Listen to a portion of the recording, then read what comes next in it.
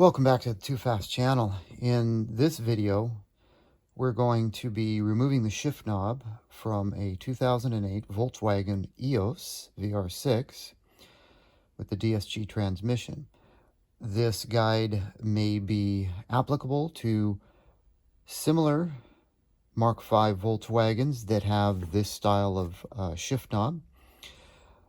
And let's get started. First off, I'm running with my B-roll camera, so I'm sorry if the audio and the video and the lighting is not up to par. I am in the vehicle. I have a small external light and using my iPhone, which is my B camera. Now I've already fought with this, and I've already taken this all apart. I've kind of semi put it back together. So I can demonstrate the proper procedure for removing this. Now, you're going to need a few tools. A couple of small flat blade screwdrivers would be great. A plastic pry tool, so you don't mar your leather and or the plastic. Flashlights, light. And if you have a angled pick like this, that may come in handy as well. So first up, what we're going to do is put the key in the ignition and move the shift lever to the drive position. And you're going to use your plastic pry tool. Preferably you have a plastic pry tool. And you're going to get underneath this trim piece, and you're going to pry it up carefully, and it will pop up. So once it's loose, we still can't take it out yet. Once it's loose, we have to deal with this shifter boot. Now this shifter boot on mine, I've already taken it out. This is real easy to get out. All you really need to do is get your hands in like this and squeeze, because there's a plastic trim ring underneath the leather, well, the fake leather. And you can see there's a tab here and a tab here, and there's one on the other side and one on the other side. So if you press in, you can kind of tilt this up and pull it out. So that's real easy. Then you can kind of pull it up like so to get it out of the way, and then you can lift this out. Now there's going to be a wire harness plugged in underneath, and you're going to need to get in there and unplug that. I'm only using one hand here, so I did not plug it back in.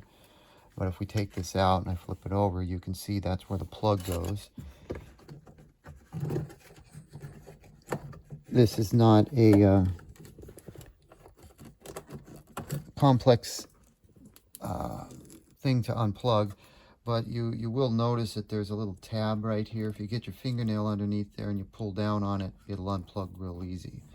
So remember to do that. Kind of tuck it out of the way, because we're not going to want to deal with that right now. All right, so this is where this gets somewhat interesting. On this side, which is going to be difficult for me to show. Let's see. Yeah, this is going to be problematic. There we go. Okay. Sorry, this is not the best view. On this side of the shift knob is this plastic plug right here. Now you can use your plastic pry tool or a small flat blade screwdriver to carefully pry this out. I mean, it's just kind of pressure fit, and it's two pieces and it will come out. So that's another necessity. The next thing we're going to need to do, once you get that out, you can put your finger in over here and push. Now you heard the click right there, and you can see that there's a gap. What's happening here is there's a blue, well, on this car there's a blue shaft that comes up, and this button has a pin that goes through the shaft. So when we push this out and it clicks like this, that pin exits the shaft. You absolutely have to remember that that needs to be done to remove this shift knob. If you push this out and you get this gap and you take your finger out and it pops back in, you may need to put something in here to hold it out. I can't show this, but if you're doing this yourself and you look in this side where my finger's pointing, you'll see that there's a plastic shaft, and you can see when you push this in, you can see the little silver pin, and when you push this out, the pin exits the shaft. So you've got to make sure this is pulled out. Now the next part, which is a bit tricky as well, and I couldn't find any proper documentation for this. Down here is this plastic trim piece, and what this does, the shift knob snaps into this, and you need to push this down and release it from the shift knob assembly. Now what I did was I used a small flat blade screwdriver on this side and on this side, and I kind of stuck them in there and wedged them in there so I could push this down, and you'll hear it go click as it pops down. Normally this collar sits maybe an 1/8 inch above this white shift plate, and when it snaps down and releases, it'll be kind of flush. So once you've done that and you've released these tabs on the shift knob, you can come up to the shift knob, and you're going to have to wiggle, and you're going to have to pull on it, and you'll be able to get it, slide it off like so. This is that shaft I was talking to you about earlier with the silver pin that goes through there. And if we look at the underside of this shift knob, you can see right there, and there's a lip, and the lip goes into this right down there. So you know, this is how I removed this, because I thought this was captured and you needed to release the shift knob, but if you notice, this isn't really captured. So I don't know why I was having so much difficulty, and then I started messing around with this, and I got this released and the knob came off. But you know, you might be able to pull this whole thing off without taking this off from the shift knob. I don't know. Since I couldn't find any official instructions on how to do this, I kind of had to figure it out myself, and I didn't want to break anything. So that's basically what's involved with taking the shift knob off. And why am I taking the shift knob off? Well, the boot on this is a very poor quality material. It's cracking and it's peeling in some spots. It's probably not even real leather. It's probably fake leather. So we're going to replace it. And what we're going to do is transition right now over to the Workbench, and we'll show you what I'm going to do. Okay, we're over here on the shift bench. You can see that this shift boot's seen better days. You can see this plastic trim ring that's in here too, that's actually stapled onto this. So what I did was I was looking on eBay, and I found a company in the UK that makes DSG shift boots out of real authentic leather, and you can buy these with black stitching, red stitching, and so on. I got black because there's no red stitching in my car, and it basically just ships like this. It's a sewn leather piece. I think this was like $30. I'll put the link in the description if you want to check them out. This was the only place I could find that actually made something decent that wasn't a factory shift boot. I just didn't want to replace this shift boot with a factory piece because the material's crappy. So this is real genuine leather, nicely stitched. It's kind of oddly cut at the bottom and at the top, but those areas are not going to be visible. Now the trick here is this new shift boot doesn't come with this plastic trim ring. So what I'm going to have to do is I'm going to have to remove this one, and you can see this one's held on with staples. It looks like they just used a regular stapler to staple this on here, and I'll just have to remove the staples, remove this trim ring, fit it to this new boot, and then staple it in place. And the next step is to remove the boot from the shift knob. So let me get some of this stuff out of the way and we'll move on to that.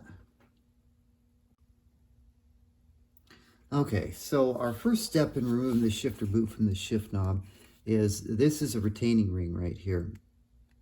And there's 4 little tabs. And I was looking at this while this was still in the car, and there's just no way to get this retaining ring off with the shift knob over the shaft, because this needs to be compressed so you can get this off. Because I tried. I probably spent an hour messing around with this trying to get it off. So if you have this off and you have it on your workbench like this, you could pry up on this, press these in. Be careful not to break these. I'm just using a flat blade screwdriver, and I'm just doing a little bit of prying here.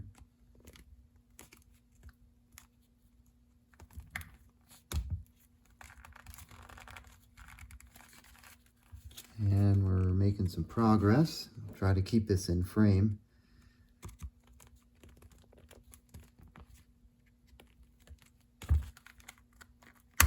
And pops off.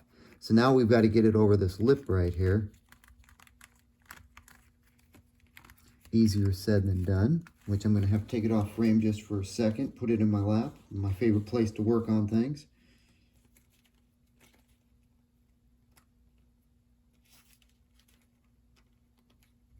Try to figure out how this has got to come off here.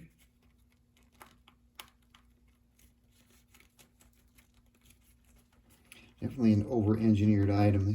This could have been made a lot simpler for serviceability.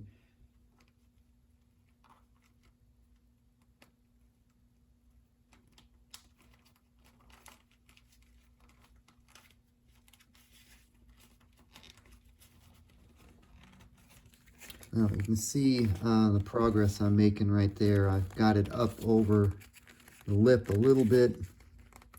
I'm assuming this has to come off because this boot, the way the hole is, the hole's not going to go over this. So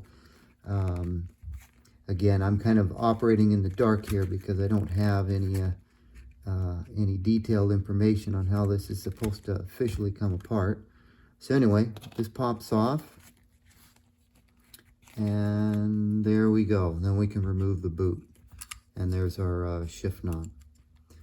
Looks like there's a ring right here on the top, which is captured.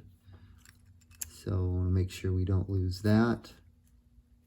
And yeah, so there's the old opening in the boot right there, on the underside of it.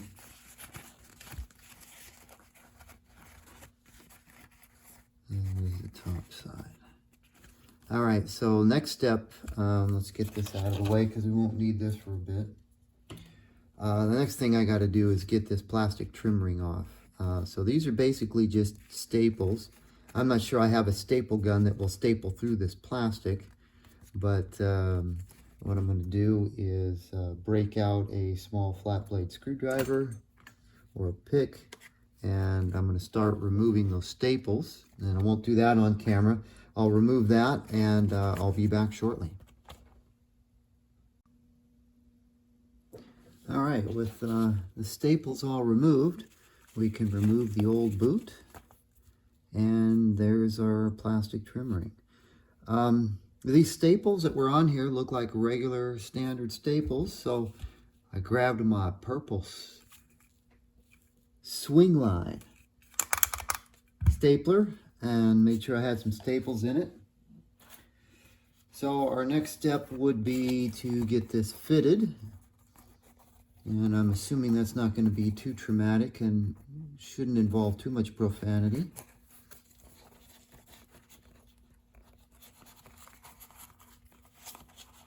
And we'll just have to kind of squeeze it in there, I guess. Well, I will put this in my lap for just a second. Bear with me. It's easier for me to do that than to try to keep it in frame on the camera.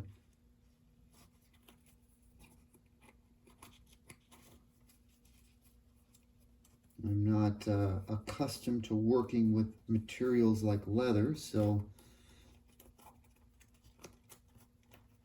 I do like the smell of it. Nice, beautiful, brand new leather. Now I'm going to pause the camera and I'm going to mess around with this because I might have to bend this trim ring just a little bit. I'll be right back. All right, here's where I'm at. I'm using a regular swing line paper stapler. I'm sure whoever built these originally were not using this type of stapler. They were probably using something else. So I am struggling a little bit with some of these curved areas. You can see I've got a staple in right there, and I've got a staple in down here, and I've got one right here. Because basically what I'm trying to do is I'm trying to get the stitching, you know, as straight as possible on here, and get the staples in. But getting staples in some of these curved areas is just a bit challenging with this regular swing line stapler. So I'm going to get as many staples in here as possible, probably not in all of the same locations because of the limitations in my stapler. But so far it's going good. So again, I'm kind of doing this off camera. Well, I'll do one on camera and kind of see.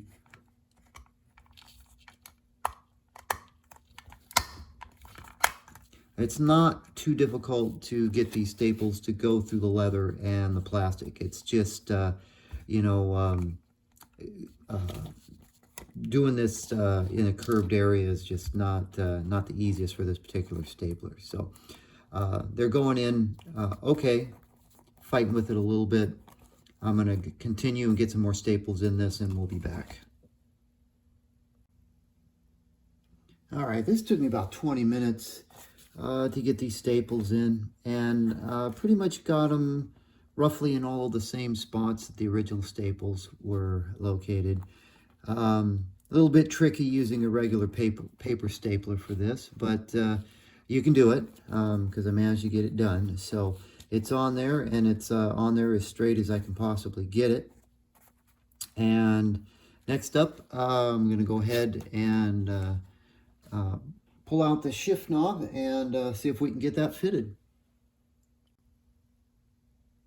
All right, I decided to test fit the boot into the shifter surround, and got it in there, and looking good. Had a little bit of extra material around the plastic tabs that snap in. I had to do a little trimming on that. This top part right here, I'm still trying to figure that out. It looks like this piece needs to be rolled in a little bit, and then the shift knob inserted, and then the black plastic retaining ring put in from the bottom. So I'm going to mess around with that a little bit off camera because I'm not exactly sure how to do that, and I'll come back and I'll show you what I've come up with. All right, this is where I'm at. I've been struggling with this for about 20 minutes now. Part of the problem is this little retaining ring has to go down over these little 4 tabs, and that will hold this material in place. Now the problem is, you can see how this is stitched. This leather is wrapped around and stitched, and it's on top of the fact that the leather is thicker than the fake leather, and these extra pieces, it's making it very difficult to get this ring down. There was a round center retaining ring that was causing me some problems. I removed that. I don't know if that's going to hurt anything in the long run, but it looked like it was a centering ring for this retaining clip.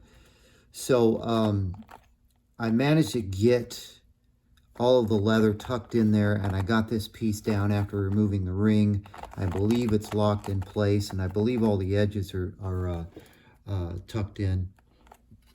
So if I had to make any comments about this, I would say that the thickness of the leather is one thing, but you know, this extra material back here, I mean, this is standard for upholstery when you sew 2 pieces of leather together, is to have this in the back. Problem is the way this is put together, these little pieces makes it too thick. So I did go in with an X-Acto knife, and I trimmed a little bit of this leather that I could without compromising the stitching. And I have got this on here. So obviously you can see I've got this turned inside out. So now all I got to do is pull the knob out, and hopefully it doesn't fall apart. Carefully, I'm doing this off camera. Okay, so there we go. A little bit of a struggle to get that done right because of the thickness of the material. So it's something to keep in mind, that you're going to have to work with it. You may have to trim a little bit, but at the end of the day, you can see I got it on there. It's looking pretty good.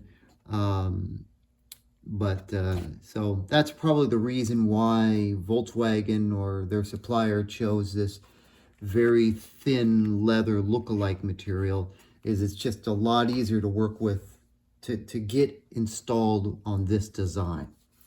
So real leather, a little bit more troublesome, got to work with it a little bit more, but as you can see, I've got it done, and I'm going to go ahead and basically hit this whole thing with some leather conditioner, and we'll get it back in the car. The installation is a reverse of the removal, so I won't waste time on the installation, but I will come back and show you one final view after it's installed.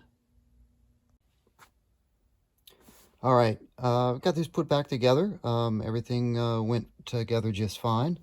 You can see that's kind of what it looks like. Took me a couple hours to get this done and get it done right. This leather shift boot's a little problematic to work with. So if you want something that's real simple and plug and play, get the OEM shifter boot.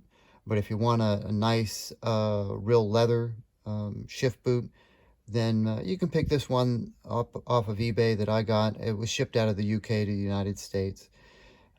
If you want a challenging project, pick up the leather shift boot. If you want a nice and simple, easy project, pick up the OEM fake leather shift boot. Anyway, thanks for watching while I work through this project, and hopefully some of this information helps you out with your next project.